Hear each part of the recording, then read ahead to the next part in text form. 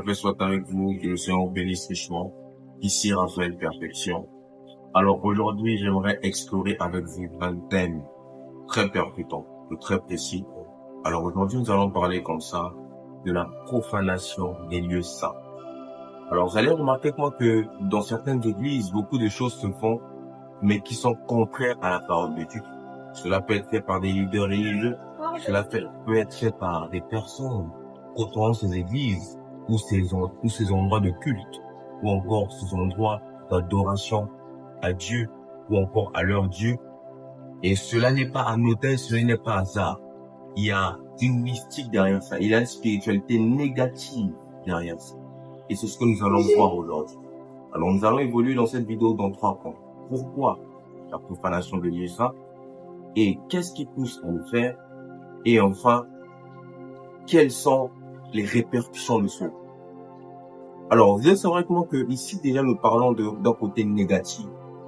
Donc, lorsque vous entendez profanation des lieux saints, pourquoi? Parce que vous devez savoir que dans certains cercles mystiques ou ésotériques, lorsque votre pasteur y est, il doit comme ça faire des choses qui réunissent la parole de Dieu, qui réunissent la Bible afin de régner son droit divin et d'être totalement aligné aux esprits avec lesquels il travaille, mais qui sont dans notre domaine occulte.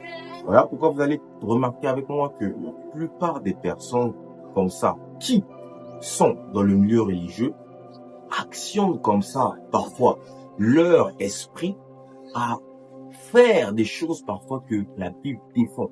Comme par exemple, je ne veux pas citer le nom, vous avez vu un pasteur qui a organisé des soirées de pyjama à l'église et en manger à l'église ou dans le lieu de culte, ce qui ne doit pas se faire. C'est une profanation. Et la profanation des lieux saints comme ça s'active comme ça sur le plan spirituel dans une fréquence dans laquelle lorsque celui ou celle fait ça, automatiquement capte l'attention de la foule et peut comme ça ramener la foule dans son église ou dans son lieu où il opère avec certains esprits. Voilà pourquoi vous devez savoir que, en toute franchise, je vous le dis, le monde n'est pas spirituel. Et la spiritualité comme ça n'est pas toujours comme on vous l'a fait penser. Parce que il y a comme ça des esprits qui, lorsque vous faites des alliances avec eux, vous devez profaner Dieu. C'est-à-dire que vous devez aller à l'encontre des principes divins. Dans certaines de vos églises, là où le pasteur prêche, il y a des bébés